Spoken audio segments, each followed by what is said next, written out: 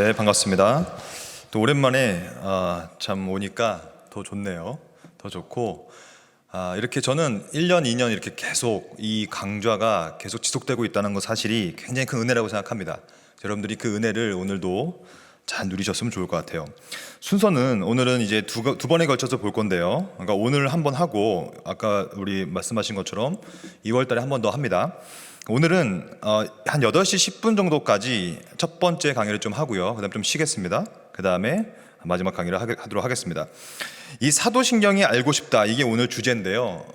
이 사도신경은 여러분들도 늘 고백해 왔던 아주 중요한 신앙 고백입니다. 그러므로 고백해 왔기 때문에 알고 고백해야 되는 것입니다. 많은 사람들이 이것을 주문처럼 외우고 있죠. 달달달달. 아무 느낌도 없이, 아무런 내용도 없이, 특별한 어떠한 이거에 대한 암도 없이 그냥 주문처럼 외우는 것 중에 하나가 바로 이 사도신경 혹은 주기도문 이런 거거든요. 하지만 중요한 사실은 우리가 고백한다는 것은 그것을 안다는 뜻이에요. 예를 들면 알지 못하고 고백하는 것은 죄송한 얘기지만 거짓말입니다. 모르는데 어떻게 고백합니까? 그러므로 오늘 우리가 짧은 시간에 할 것은 뭐냐면 사도신경의 내용을 조금 알려고 해요. 그래서 그 내용을 알아야 그 내용을 내가 믿고 고백하는 거거든요. 이게 얼마나 중요하냐면 여러분과 저는요, 어디에 속해 있냐면 신앙 고백 공동체에 속해 있습니다. 그것을 교회라고 해요. 그러니까 교회를 여러 가지 말로 표현할 수 있어요. 근데 제가 볼 때 가장 좋은 표현은 교회라는 것은 같은 신앙을 고백하는 공동체예요. 그러니까 신앙 고백을 하는 공동체죠. 이게 왜 중요하냐면 제가 여러 가지로 보여드릴 텐데요. 여기 보면 주요 역사적 신앙 고백이라는 게 있어요. 그러니까 제가 만든 것도 아니요, 우리 아무나 만든 것이 아니라 역사 속에서 같은 내용을 늘 고백해 온 거예요. 그러므로 처음 150년 전 이전, 즉 요 150년은 AD를 말합니다. 예수님이 돌아가시고 나서 부활하시고 나서 만들어진 교회, 그 교회에 근거한 신앙 고백의 처음이 바로 사도신경이에요. 이게 뭐라고 하냐면 사도적 전통 위에 선 교회의 신앙 고백이다라고 말을 합니다. 사실은 교회가 사도신경만 고백하죠. 근데 이것도 어찌 보면 약간 잘못된 것입니다. 왜냐하면 사도신경은 당연히 고백하지만 그 옆에 보면요, 325년에 만들어진 니케아 신경이라는 게 있어요. 아마 여러분들은 이 니케아 신경을 처음 들어봤을 수도 있어요. 그게 안 되는 것입니다. 왜냐하면 우리는 다 역사적인 신앙 고백 공동체 안에 속해 있는 거기 때문에 사도신경도 알고 고백해야 되고 예배 시간에 동시에 니케아 신경도 고백할 수 있어야 돼요. 저는 개인적으로 한국 교회가 사도신경 한 분기, 니케아 신경 또 2분기, 니케아 컨스탄티노플 신경, 이건 좀 더 발전된 형태거든요. 그리고 451년에 보면 칼케돈 신경이라는 것도 있어요. 이게 굉장히 유명한 고백들인데 이런 것들을 교회에서 고백하지 않은 것이 문제라고 생각해요. 그래서 3분기, 4분기 이렇게 나눠가지고 이 정도의 고대 신경, 이걸 다 고대 신경이라고 합니다. 이것들 하나씩 고백할 필요가 있고 여기서 멈춰서도 안 돼요. 그 다음에 보면 더 많습니다. 아마 한 번쯤은 들어봤을 법 나올 겁니다. 아우구스부르크 신앙 고백, 한국 교회에서는 많이 안 알려져 있어요. 하지만 굉장히 중요한 독일 루터파 교회의 신앙 고백입니다. 프랑스 신앙 고백 써 있죠. 스코틀랜드 신앙 고백 써 있죠. 벨기에 신앙 고백 써 있죠. 유명한 거 나왔죠. 하이델베르크 요리문답이라는 것도 있어요. 굉장히 유명합니다. 많이 이것을 가르치고 있어요, 교회에서 지금은. 제2 스위스 신앙 고백, 이것도 굉장히 중요한 것인데 헬베틱이라고 하는 고백이거든요. 그리고 39개 신조, 그 다음에 도르트 신경, 그리고 아마 여러분들이 한 번쯤은 들어봤을 웨스트민스터 신앙 고백, 이런 것들은 굉장히 역사 속에서 늘 나는 무엇을 믿습니다 라고 고백해 왔던 역사적 개혁 신앙 혹은 역사적 신앙 고백이에요. 그러니까 이것들을 함께 우리가 알고 고백할 때 우리는 신앙 고백 공동체로 묶이게 되는 거예요. 사실 저의 출석교회와 여러분들 출석교회는 다 다르죠. 지금 유튜브로도 많이 듣고 계시는 걸 알고 있는데요, 다 교회가 달라요. 교회는 다르지만 우리는 하나의 공동체입니다. 왜냐하면 이런 것들을 하나씩 다 같이 고백하는 것이 역사 속에서 있었던 것이고, 우리가 사도신경을 고백할 때 우리가 초대교회 사람들과 영적으로 묶게 되는 것입니다. 이것을 공동체라고 하죠. 그래서 사도신경을 우리가 오늘 배울 텐데, 사도신경을 우리가 알고 고백하면 초대교회로 우리가 돌아가서 초대교회 사람들과 더불어 함께 신앙을 고백하는 순간이 되는 것이거든요. 니케아 신경 마찬가지죠. 칼케돈 신경 마찬가지입니다. 그러니까 이 모든 내용을 사실은 우리가 다 알고 고백하는 게 좋아요. 그러니까 이게 얼마나 기쁩니까? 신앙 고백은 뭐냐면 내가 고백하고 내가 알고 또 고백하고 알고 이러한 과정을 거쳐가는 거거든요. 이게 신자로서 가장 복된 거예요. 그러니까 우리가 평생 동안 신앙생활은 뭘 합니까? 많은 사람들이 신앙생활 한다고 하면 뭔가를 좀 하고 뭐 봉사도 좀 하고 막 이렇게 생각하잖아요. 그거는 2차적인 것입니다. 교회에서 하는 생활 중에 가장 중요한 1차적인 게 뭐냐면 바로 이러한 신앙 고백의 내용들을 알고 고백하는 거예요. 그래서 함께 같은 하나님을 믿고 섬기고 알고 고백하고 살아가는 거죠. 근데 그래서 저는 개인적으로 이 모든 신앙 고백들을 교회에서 커리큘럼으로 만들어서 계속 가르쳐야 된다고 생각해요. 올해는 프랑스 신앙 고백서, 내년에는 스코틀랜드 신앙 고백서, 이런 식으로. 그 다음에는 벨기에 신앙 고백서. 그러면요, 목사님들도 가르칠 것이 되게 많아지는 거예요. 성도들도 배울 게 많아지죠. 이거를 싹 다 하다 보면요, 제가 이거 커리큘럼 다 짜봤거든요. 15년 걸립니다. 그러니까 이것을 하나씩 배워나가면 15년 걸리고 15년 두 번을 하면 30년. 그러면 한 목사님이 은퇴하시겠죠. 그리고 우리들도 이제 아마 세상을 등질 수도 있고요. 그런 식으로 원래 교회는 늘 이렇게 신앙 고백을 함께 고백하고 알고 믿고 또 그대 믿는 대로 행하고, 이것이 교회인 거예요, 교회. 그러면 오늘은 이 모든 것들 중에 단 한 가지, 신앙 고백 중에 가장 150년 전 이전에 형성되었던 사도신경을 좀 배우려고 합니다. 이 사도신경의 본질을 봐야 될 텐데요, 이게 정말 중요해요. 왜냐하면 많은 사람들이 사도신경을 어떻게 오해하냐면 사도신경이 12문장으로 되어 있습니다. 여러분들 늘 외우는 그것이 12문장이거든요. 근데 12문장으로 되어 있다 보니까 오해하기 시작했어요. 어떻게 오해했냐면 사도신경은 12명의 사도가 각각 한 문장씩 고백한 것이다. 그래서 그것이 취합해가지고 12사도가 만든 고백이다라고 많이 오해했던 거예요. 근데 그것은 너무 큰 오해입니다. 사도신경의 본질을 살펴봅시다. 사도신경의 본질은 사도의 고백이 아니에요. 이게 무슨 뜻인지 설명드릴게요. 즉, 뭐 우리가 잘 알고 있는 베드로, 요한, 야고보 이러한 사도 12사도가 한 문장씩 한 문장씩 고백해서 만든 신앙 고백, 그것이 사도신경이 아니고요. 잘 기억하십시오. 사도신경의 본질은 뭐냐면 사도적 고백이에요. 그러면 여기서 사도적이란 말이 뭐냐면, 사도적이라는 말은 신약 성경의 저자, 그건 뭐냐면 그리스도의 제자들이란 뜻이에요. 즉 그리스도와 함께 만나 함께 고백하고 함께 배웠던 사도들이 곧 신약 성경의 저자가 되거든요. 그러므로 사도적 고백은 뭐냐면 그리스도에 대한 복음적 가르침, 이것이 사도적으로 사도들이 고백했다는 뜻이에요. 이렇게 생각해 봐야 돼요. 그럼 이것을 요약하자면 사도적 고백은 결국에는 신약 성경의 저자들이 던진 복음의 메시지라는 뜻이고, 그것이 곧 그리스도의 가르침이라는 뜻이에요. 그러므로 사도신경 자체는 사도들이 고백한 게 아니라 사도적 고백이기 때문에 여러분과 저도 복음의 메시지를 받아들이고 예수님이 누군지를 알게 되면 우리가 하는 고백이 사도적 고백이 됩니다. 그래서 함께 묶이게 되는 것이거든요. 그럼 이게 왜 중요한가? 이게 너무 중요합니다. 교회는 기본적으로 제가 말씀드렸다시피 언약 공동체거든요. 함께 똑같은 하나님의 약속을 알고, 그 약속이 뭡니까? 그리스도예요. 그분이 뭡니까? 그분이 하나님의 아들이시요 언약의 결정체거든요. 그 그리스도를 함께 알고 함께 고백하고 그 언약 안에 묶여있는 공동체, 이게 신앙고백의 공동체인데 이것이 교회예요. 이것을 교회가 하지 않았기 때문에 교회 안에 많은 문제가 벌어졌던 것입니다. 신앙고백이 뭔지도 모르고 세례를 줄 때 아무나 세례 주고 아무나 성찬 먹이게 만들고, 그리고 교회가 뭔지도 모른 채 그냥 교회 생활을 하게 만든 것이 문제였던 것이죠. 제가 좀 이따 말씀드릴게요.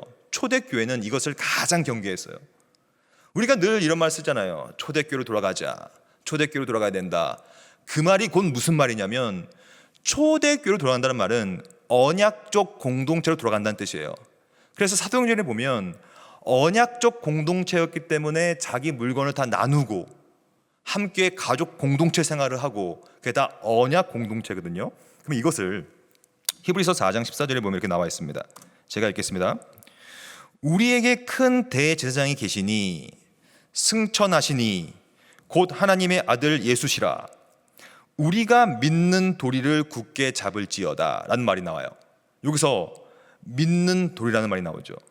이 믿는 도리가 초대교회에서부터 사도적 메시지를 계속 들어왔고 그리스도가 복음이요, 그분이 복음의 내용이요, 그분이 하나님의 아들이시요, 그분이 구원자라는 믿는 도리를 함께 공동체 형식으로 고백했던 것이 교회인 겁니다.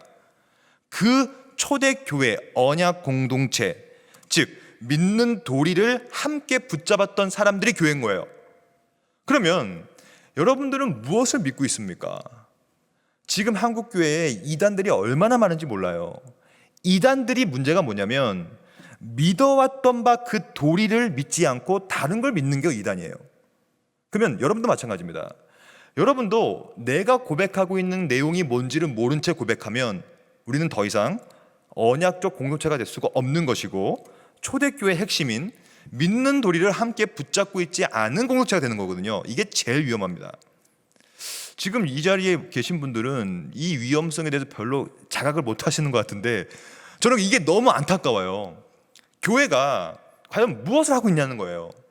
교회는 기본적으로 믿는 도리를 알고 함께 고백하고 그리하여 사도적 고백을 함께 공유하는 공동체, 이게 교회거든요.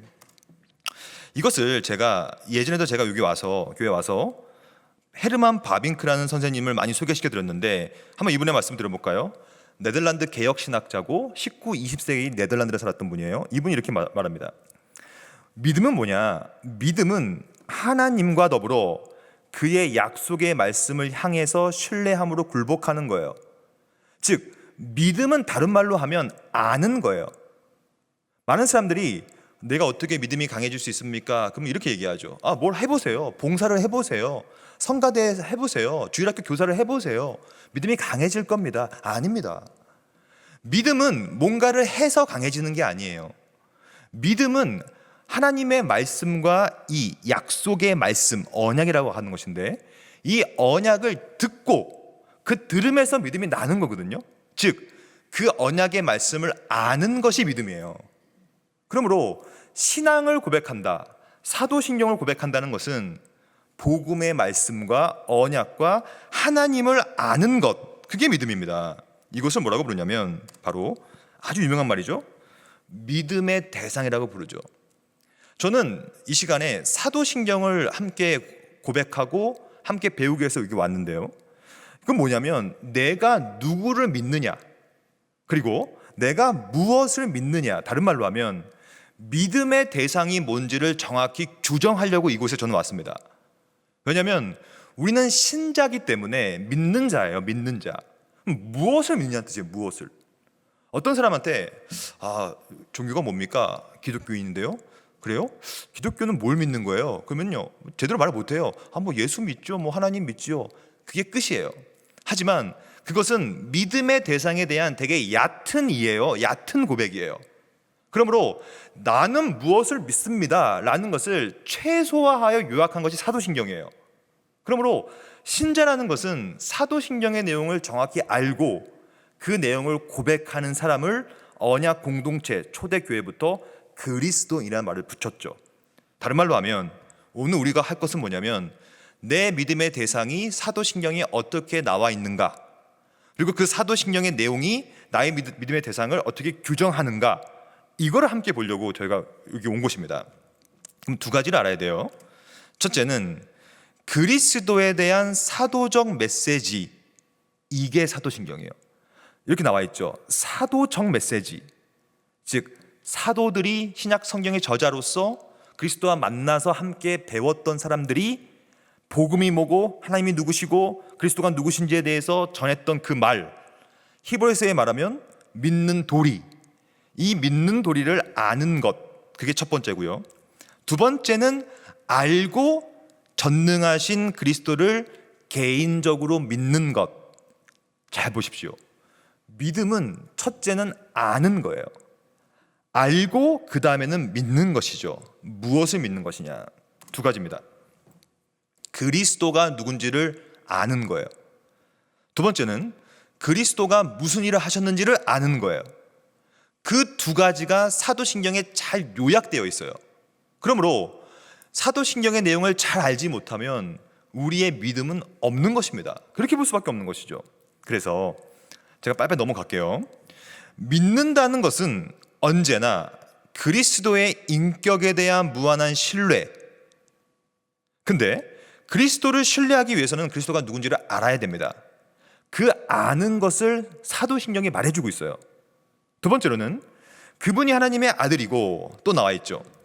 사도들을 통해 주신 증언, 이게 사도적 메시지라는 거예요. 사도신경의 본질이죠. 그 사도신경의 메시지와 그리스도에 대한 믿음은 분리할 수 없다. 왜냐? 사도적 증언을 진실로 받아들이는 사람들은 알기 때문에 받아들이는 거거든요. 자신의 구원을 위해 그리스도만을 신뢰한다. 또 나와요. 하나님의 아들이신 그리스도께 자신의 신뢰를 두는 자들은 또한 그리스도에 대한 사도적 증언, 또 나왔죠. 이게 사도신경이에요. 사도적 증언을 기꺼이 그리고 자유롭게 받아들인다. 그럼 제가 지금까지 10분 정도 핵심 말씀드렸어요. 여러분과 저는 교인입니다. 또한 신자들입니다. 믿는 사람이라는 뜻이죠. 그리고 우리는 교인이에요. 언약 공동체 안에 속해 있는 교인들입니다. 그럼 우리가 가장 중요한 핵심적인 본질적인 것은 내가 신자라면 무엇을 믿는가를 고백할 수 있어야 돼요. 주문처럼 다다다 외우는 것이 아니라 사도신경의 내용을 알고 고백할 수 있어야 돼요. 그것을 사도적 메시지를 알고 고백하는 것이고, 그 모든 사도적 메시지들이 요약적으로 잘 함축적으로 묘사된 것이 바로 사도신경입니다. 이 사도신경은 그러므로 모든 믿음의 총합이 잘 요약되어 있는 거예요. 그래서 제가 이거는 제 말이 아니라 아까 제가 보여드렸던 하이델베르크 요리문답이라는 게 있거든요. 22문에 보면 이건 뭐냐면, 요리문답이라는 것은 뭐냐면 우리가 꼭 알아야 될 교리를 묻고 대답하는 거예요. 그렇게 만들어진 책입니다. 이렇게 나와 있어요. 22문에 보면. 그러면 그리스도인은 무엇을 믿어야 합니까? 라고 물어보죠. 그러니까 이것은 여러분한테 물어보는 거예요. 여러분들은 무엇을 믿어야 됩니까? 이렇게 이제 누가 물어보면 우리의 답은 이래야만 하는 것입니다. 복음에 약속된 모든 것을 믿어야 합니다. 근데 복음이 뭔지 모르고 약속된 것이 뭔지도 모르고 그 모든 것이 뭔지를 모르면 어떻게 믿습니까? 절대 불가능해요. 그래서 이러한 성경교실, 이러한 교리교육이 계속 우리가 들어야 되는 거예요. 계속 듣고 복음이 뭐고 약속된 것이 뭐고. 근데 이 다음 문장이 더 중요해요. 이 복음은 보편적이고, 이 보편한 뜻은 뭐냐면 어디서든지 누구에게든지 다 가능하다는 뜻이에요. 보편적으로 의심할 여지 없는 우리의 기독교 신앙의 조항들인, 어디에 요약해 있냐면 사도신경에 요약하여 우리에게 가르쳐준다는 거예요. 그러므로 우리는 사실 이것을 딱 외우자마자 보자마자 회개해야 됩니다. 왜냐하면 저도 마찬가지예요. 사도신경, 주기도문 이런 것들을요 너무 주문처럼 아무 생각 없이 달달달달 그냥 외웁니다. 사실 사도신경을 고백할 때요 그 의미를 의도적으로 곱씹지 않으면요 하도 오랜 기간 동안 우리가 외워왔기 때문에 아무 생각 없이 그냥 쓱 외워버리고 끝내버립니다. 이게 굉장히 위험한 거거든요. 그래서 저는 이번 시간 또한 우리 다음에 또 한 번 볼 그 시간 동안에 이때부터 지금까지는 우리가 달달달 그냥 외웠지만 이것을 정확히 알고 이제는 좀 곱씹으면서 외웠으면 좋겠어요. 곱씹고 의도적으로 다시 파악해보고, 전능하사 천지를 만드신 하나님 아버지가 무슨 뜻인지 제가 말씀드릴 텐데 이 하나하나의 내용들을 계속 곱씹어야 돼요. 이게 언약 공동체인 신자들이 해야 될 가장 기초적인 겁니다. 이게 무너졌기 때문에 안 된 거거든요. 그러므로 잘 보십시오. 복음에 약속된 모든 것들은 언제나 보편적으로 기독교 신앙의 조항들인 사도신경에 요약되어 있기 때문에 초대교회 사람들은요, 이 사도신경의 내용을 모르면 고백을 하지 못하게 했어요. 그리고 두 번째로는 사도신경을 고백하지 못하면 세례도 주지 않았습니다. 그러면 우리가 다시 한번 초대교회로 넘어가 봅시다. 초대교회가 참으로 이 교회론적으로 참 좋았던 교회거든요. 왜냐하면 기본이 튼튼했어요. 여기 보면 크레도라는 말이 나옵니다. 라틴어인데요. 무슨 뜻이냐면 나는 믿는다는 뜻이에요. 나는 믿는다. 그럼 여기 보면 세례를 받고 있죠. 초대교회 당시에는요, 세례를 받을 때 사도신경을 근 3년 이상 공부했습니다. 아무도 놀라워하지 않으시네요. 되게 놀랍지 않습니까? 지금은 아무도 그렇지 안 하잖아요. 수년간 이러한 사도신경과 초대교회 고백들을 수년간 고백하고 공부하고, 그리하여 그 내용에 대해서 정확히 말할 수 있고 설명할 수 있고, 그래서 그 고백이 온전하다고 딱 정해질 때야 비로소 세례를 줬다고 합니다. 왜냐하면 세례라는 것은 뭐냐면요, 그리스도의 가족 내에 우리가 입적당하는 거거든요. 그러므로 내가 그리스도인이고 내가 하나님의 자녀고 내가 구원받았고 이런 사실을 내가 알고 고백하는 사람에게만 줘야 돼요. 근데 지금은 이게 다 무너졌죠. 세례를 막 줬어요. 너무 교회가.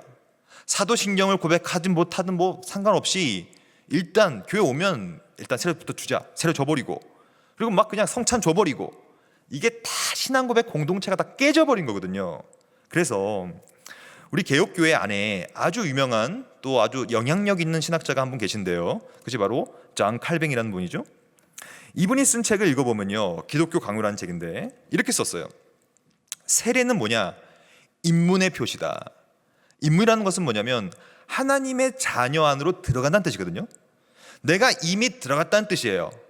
사도신경을 고백함을 통하여 내가 무엇을 믿고 알고 내가 평생 어떠한 신앙 고백을 할 것인가를 사도신경을 통하여 고백함을 통하여 세례를 줬다는 뜻이에요.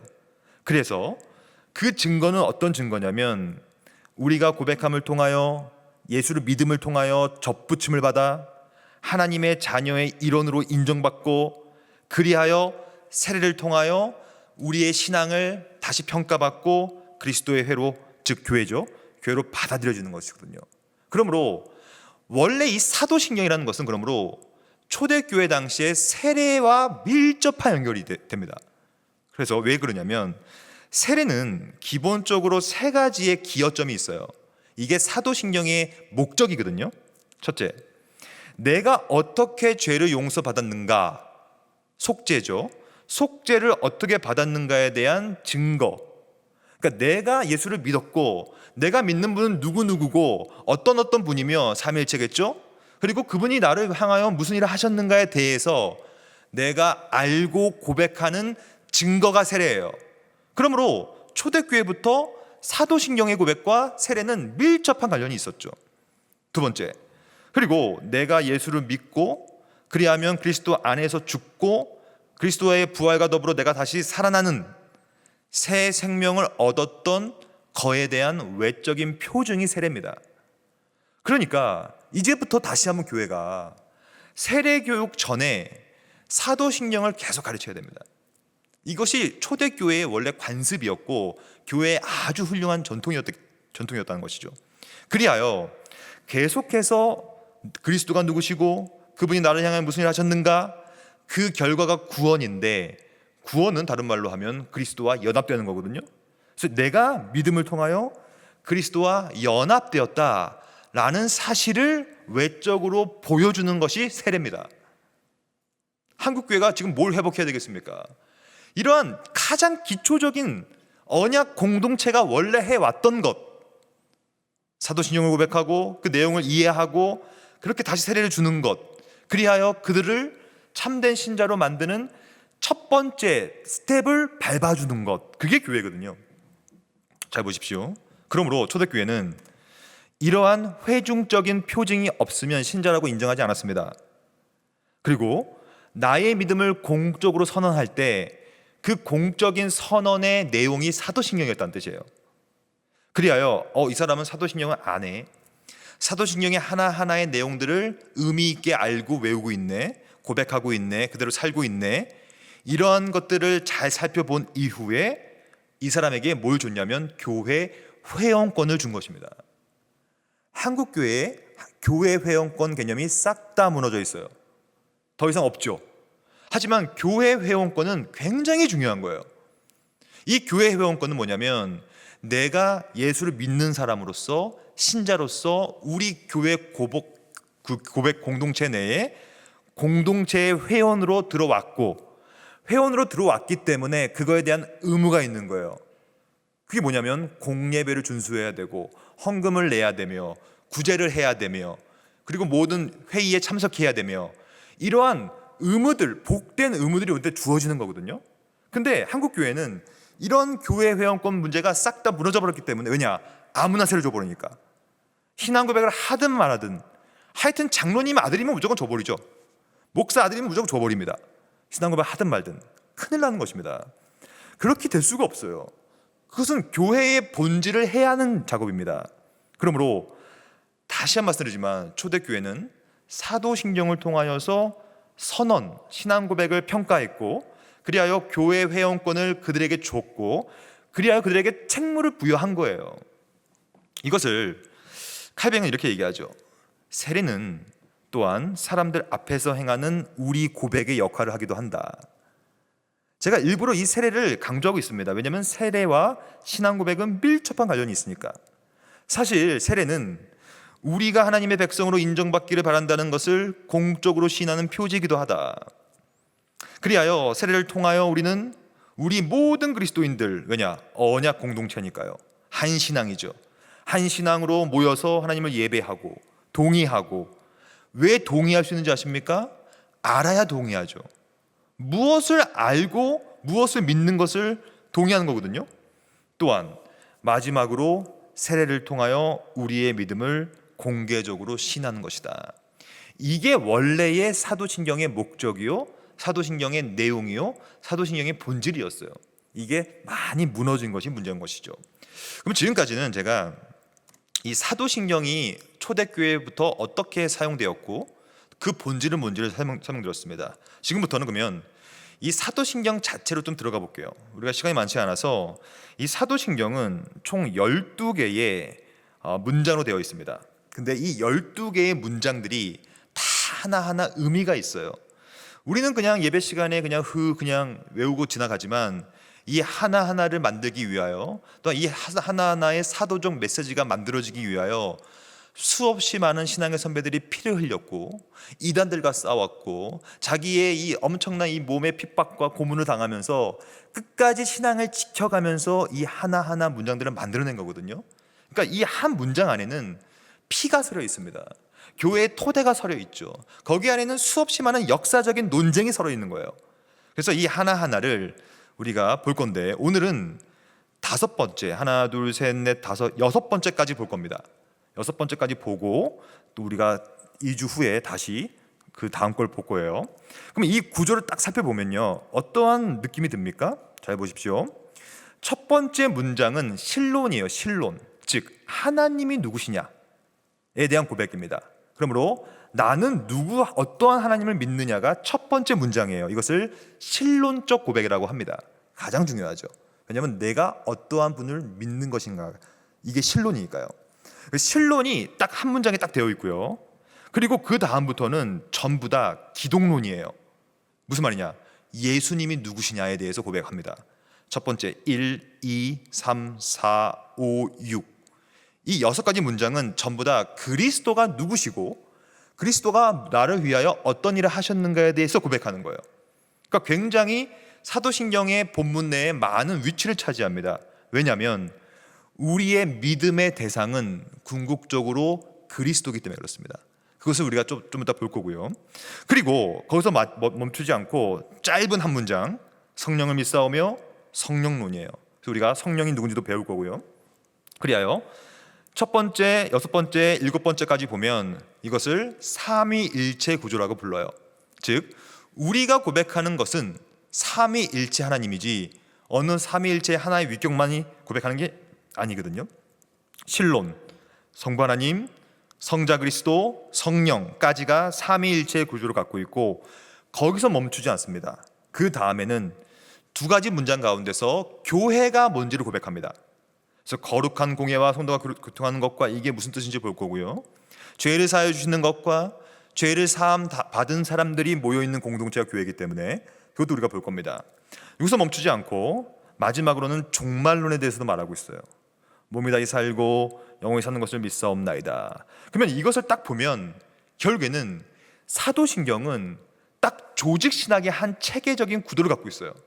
삼위일체로부터 시작하여서 그리하여 성령과 교회가 함께 역사하시고 그리하여 우리에게 마지막 종말의 소망까지 주는 아주 철저한 신앙 체계가 딱 잡혀 있는 거거든요. 굉장히 균형 잡히게 잘 잡혀 있습니다. 저는 오늘 신론 부분을 좀 다루고 그 다음에 기독론 5번까지만 보고 오늘 마무리할 겁니다. 그래서 하나씩 이 안에 담겨진 내용, 꼭 알아야 되는 내용들만 제가 핵심적으로 요약해서 설명드리겠습니다. 첫 번째 문장 제가 읽겠습니다. 전능하사 천지를 만드신 하나님 아버지를 내가 믿사오며, 이 고백이죠. 우리가 늘 고백하는 이 표현이죠. 그러면 여기 안에는 크게 세 가지의 내용이 들어가 있어요.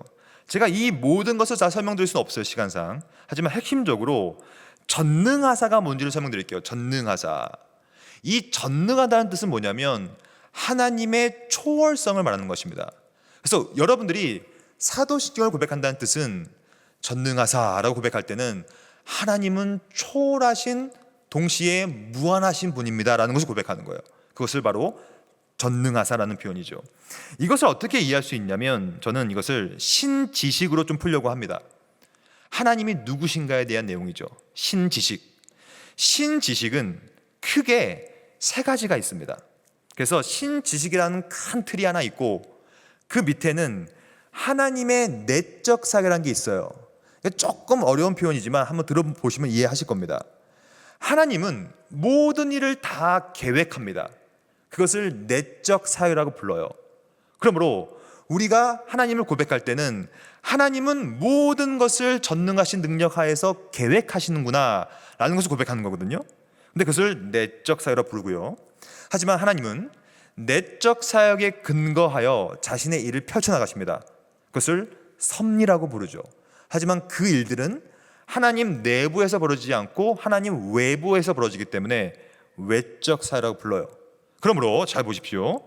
우리가 전능하사 천지를 만드신 하나님 아버지를 믿사오며 라는 말은 하나님이 누구신가, 즉 그분이 어떠한 일을 계획하시고 그분이 어떠한 능력으로 섭리하시고 다스리시는가 까지를 염두하고 고백하는 거죠.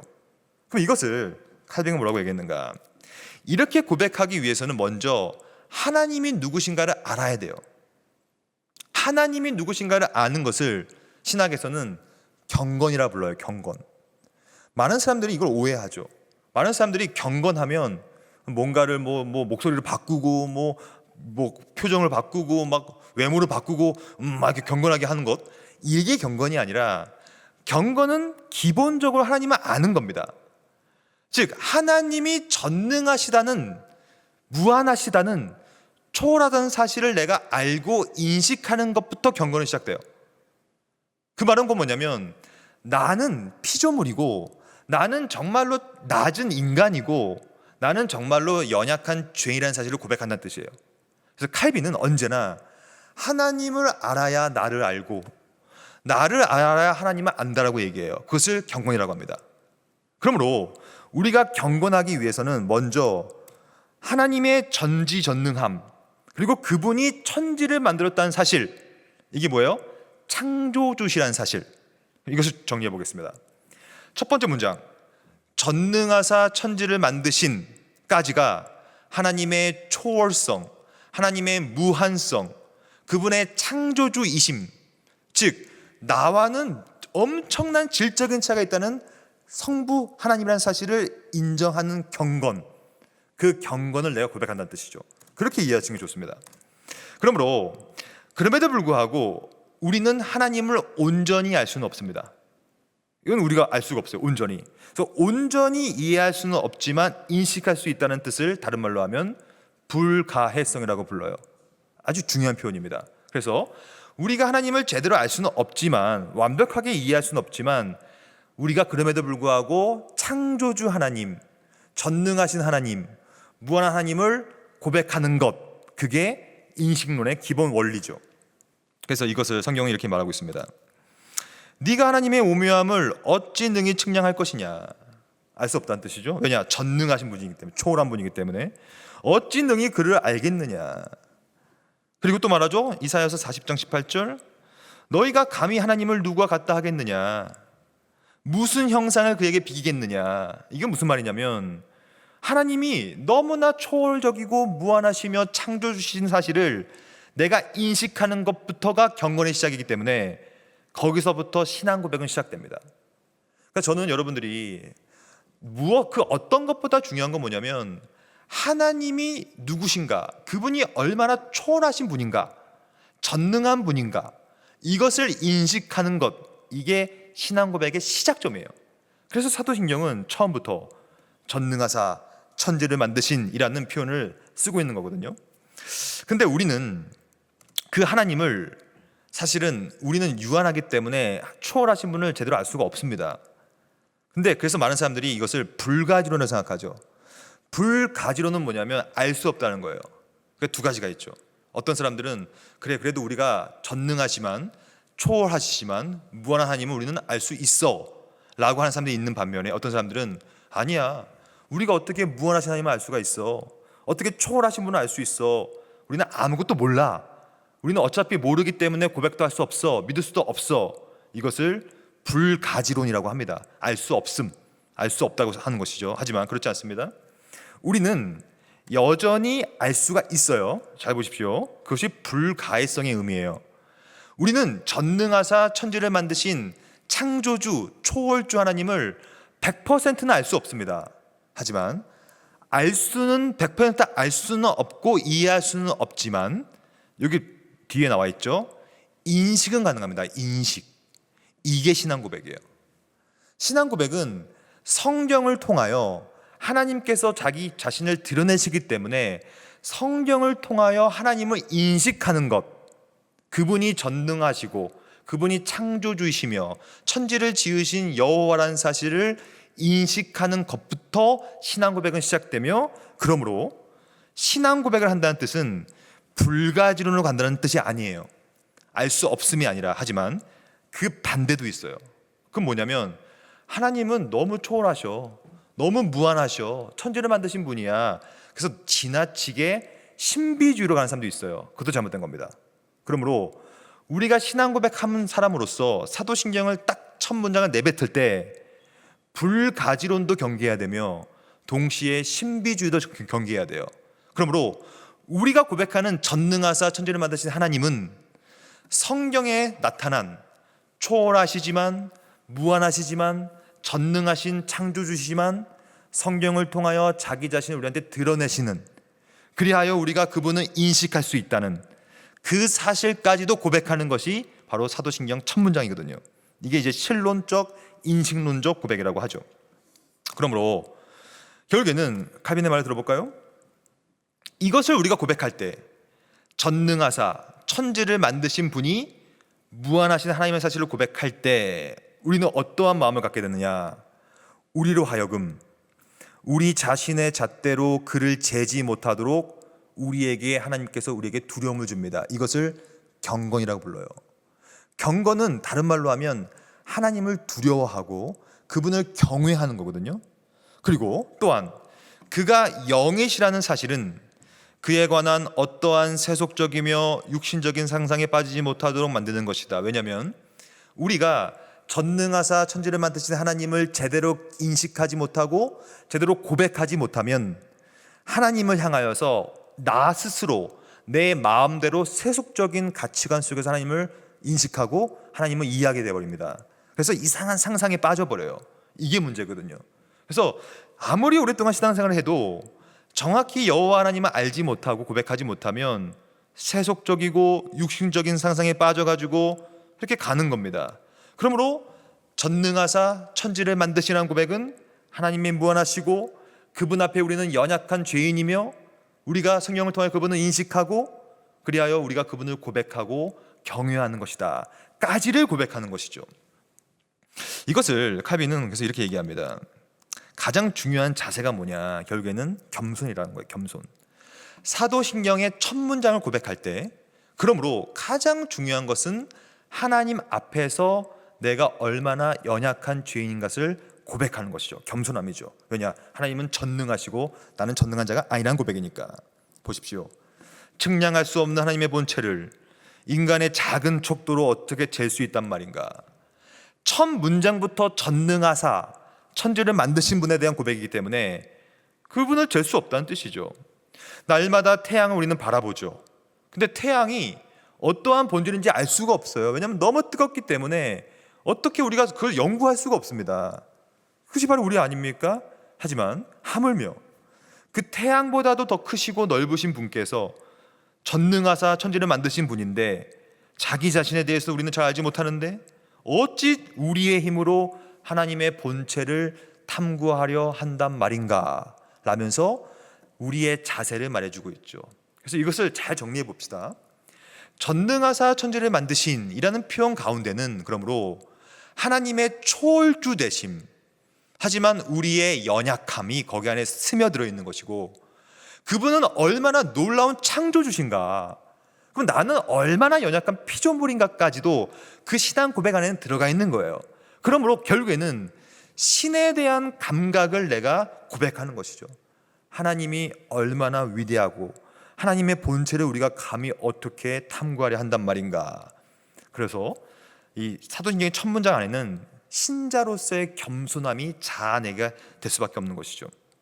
그럼에도 불구하고 무한하지만 초월하지만 굉장히 전능하신 분이지만, 하지만 우리는 그래도 그분을 인식할 수 있다는 뜻이에요. 잘 보십시오.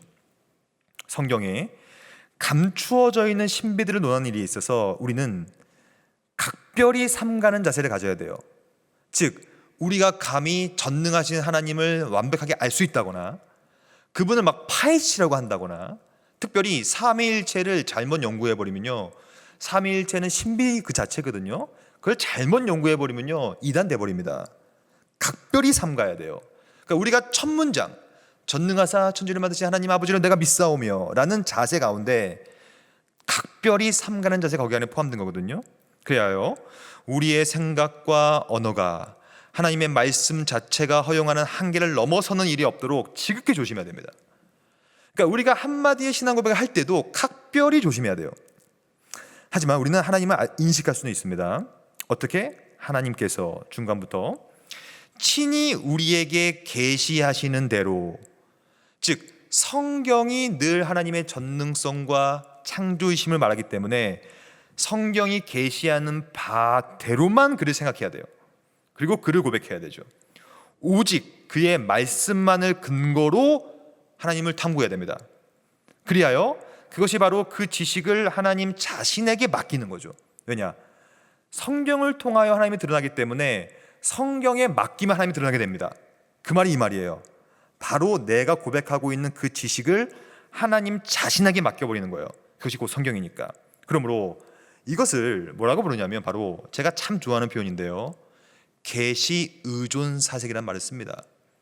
그러니까 전능하사 천지를 만드시라는 고백은 결국에는 내가 성경에 근거하여 성경에 말하는 창조주 하나님과 전능한 하나님을 믿겠습니다라는 고백이며, 동시에 그분과 내 사이가 너무나 질적인 차이가 크다는 사실을 깨닫는 것이고, 그것을 곧 경외, 그것을 곧 겸손, 그것을 곧 경건이라 부르는 것입니다. 그러니까 사도신경을 고백하는 첫 자세부터 우리는 경건의 자세를 취해야 되는 것이고, 그것이 바로 전능하사 천지를 만드신 하나님, 그분을 내가 믿는 것이죠. 우리가 이렇게 한 문장의 반 정도를 봤는데요, 그러니까 이 첫 번째 문장에 딱 그 전능하사 천지를 만드시는 이 표현 가운데 하나님의 무한함과 초월성이 역력하게 드러나 있다. 하지만 이 구조가 대단히 재밌습니다. 처음 이 딱 전능하사 천지를 만드신까지가 하나님의 초월성을 강조하기 때문에 왠지 하나님 멀어져 보이잖아요. 너무 무한하시고 너무 크시고 광대하시고. 근데 이 사도신경은 그 다음 문장을 딱 이렇게 얘기합니다. 바로 그 초월하신 분께서, 바로 그 놀라운 광대한 창조를 만드신 분께서 누구다? 바로 나의 아버지시다. 이걸 뭐라고 하냐면 하나님의 내재성이라고 합니다. 그러므로 사도신경의 첫 문장은 뭘 얘기하고 있냐면 하나님의 초월성을 먼저 얘기하고, 하지만 그 초월하신 분께서 나와 함께하고 나의 아버지, 나와 함께 내재하시는 분이다. 즉 하나님의 내재하시는 분까지도, 내재성까지도 균형 감각 있게 딱 말하고 있는 것이죠. 그래서 이 한 문장 안에 소위 신론의 아주 중요한 프레임이라고 하는 하나님의 초월성과 하나님의 내재성이 아주 균형 잡힌 형태로 우리한테 주어지게 되는 것입니다. 그러면 마지막으로 하나님 아버지를 내가 믿사오며 요 문장만 딱 해석하고 좀 쉬겠습니다. 벌써 시간이 많이 됐네요. 이때까지는 전능하사 천지를 만드셔서 우리에게 끊임없이 경외함과 두려움을 주시는 하나님을 고백했다면, 두 번째부터는 그 두려운 하나님이 바로 나를 죽기까지도 사랑하시는 바로 내 아버지시다, 이것을 말하고 있습니다. 이것을 교리에서는 뭐라고 부르냐면 바로 양자교리라고 불러요. 양자교리. 그래서 양자교리만 좀 보고 좀 쉬겠습니다. 일단 양자교리라는 건 뭐냐면 하나님의 아버지로서 하나님 아버지께서 나의 아버지가 되시고, 어떻게 가능하냐면 우리가 그리스도를 믿음을 통하여서 그의 양자가 되는 거거든요. 이것을 잘 보십시다. 굉장히 중요한 교리입니다. 그리스도의 의를 근거로 신자들이 죄의 용서를 받아요. 이것을 칭의라고 부르죠. 제가 이 작년 초인가요? 이거 칭의 말씀드렸어요. 구원론 시간에. 그러니까 우리가 이미 죄의 용서를 받아서 칭의, 의롭다 칭을 받습니다. 그 결과 바로 그 전능하시고 천지를 만드신 그 두려우신 하나님이 내 아버지가 되십니다. 나는 그의 아들이 되는 것이죠. 그것을 바로 양자로 받아들여진다는 것인데요. 그러므로 하나님의 선언에 근거한 이 양자됨은 그리스도가 획득하셨고 믿음에 의하여 우리 것이 됩니다. 즉 전능하사 천지를 만드신 하나님 아버지, 그 사이에는 뭐가 위치하냐면 믿음이라는 게 위치해요.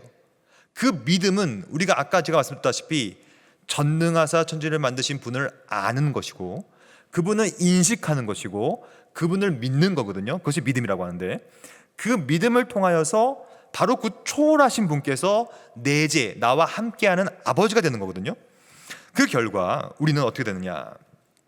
죄책과 죄로 인한 형벌에서 자유롭다고 선언을 받습니다. 이것을 칭의라고 부르죠.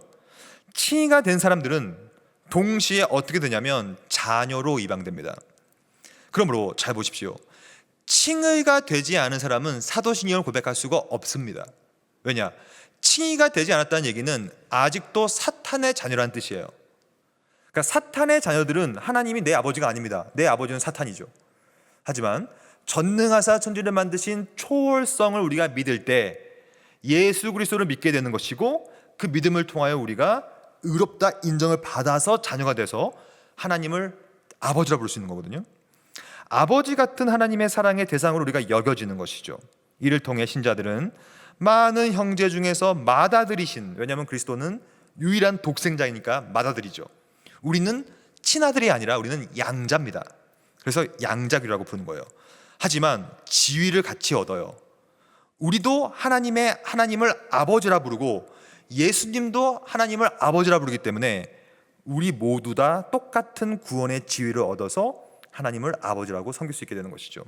성경은 이것을 끊임없이 아들의 명분이라는 말을 써요. 갈라디아서 4장에 잘 나와 있죠. 때가 참에 하나님이 그 아들을 보내요. 그래서 여자에게서 나게 하시고 율법 아래 나게 하십니다. 율법 아래 있는 자를 우리를 속량하시죠. 속량하신 이후에 우리가 받을 수 있는 것은 너무나 놀라운 상속, 아들의 명분이죠. 이 아들의 명분은 믿음을 통하여만 얻어지게 됩니다. 그 결과 어떻게 되는가? 하나님의 아들로서의 지위를 얻게 되는 것이죠. 갈라디아서 3장 26절 어떻게 되냐면 너희가 다 믿음으로 말미암아 그리스도 예수 안에서 하나님의 아들이 되었습니다. 믿음으로 말미암아. 그럼 이것을 사도신경 첫 번째 문장에 적용시켜 보면 어떻게 전능하사 천지를 만드신 분이 나의 아버지가 되시는가? 유일한 수단은 믿음밖에 없어요. 믿음으로 말미암아 그리스도 예수 안에서 전능하사 천지를 만드신 그분이 나의 아버지가 됩니다. 그러므로 사도신경 첫 문장 가운데 신론과 구원론이 잘 녹아들어 있어요. 초월하신 분께서 내 아버지가 되는 이유는 믿음으로 말미암아 예수 안에서 되는 것이다. 그 결과, 사도신경 첫 문장의 결과, 우리는 하나님의 자녀가 되죠. 우리의 법적 지위가 그리스도 안에서 주어집니다. 즉 칭의라는 거예요. 칭의는 늘 법적인 거니까. 너는 죄인이 아니라 의인이다. 땅땅땅 법적인 판결을 받는 거거든요. 그래서 온전하게 구속을 받아요. 그래서 성령께서 계속 우리의 구원을 보증하죠. 이 성령께서 우리의 구원과 양자됨을 보증한다는 뜻은 양자교리에서 되게 중요한 위치를 차지합니다. 왜냐하면 잘 보십시오. 전능하사 천지를 만드신 하나님 아버지를 내가 믿사오며, 이 문장을 보고 있는데요, 그 전능하사 천지를 만드신과 하나님 아버지 사이에는 믿음이 있다고 그랬죠. 그럼 이 믿음은 어떻게 역사하시는 거냐? 바로 성령께서 역사하십니다. 그러므로 이 첫 문장 안에 이미 삼위일체가 다 등장해요. 내포적으로. 그래서 성령께서 우리에게 믿음을 허락해 주셔서, 왜냐하면 성령께서는 성경 말씀을 깨닫게 만들어주기 때문에, 조명해 주시기 때문에 성령께서 우리가 말씀을 읽을 때 깨달아서 믿음이 생겨서 구원에 이르게 만드는 거거든요. 그러므로 끊임없이 성경은 성령 하나님과 양자교리를 연결시키고 있습니다. 이게 굉장히 중요한 표현이거든요. 제가 몇 가지 증거로 보여드릴게요. 로마서 8장 16절, 성령이 친히 우리의 영과 더불어 우리가 하나님의 자녀인 것을 증언합니다. 여기서 성부라는 말도 아니고 예수라는 말도 없어요. 성령이 일을 합니다. 그러니까 우리가 하나님의 자녀인 것을 스스로 인식할 수 있는 이유는 성령께서 그렇게 친히 우리의 영, 우리의 영혼과 더불어 역사하기 때문에 그런 거예요.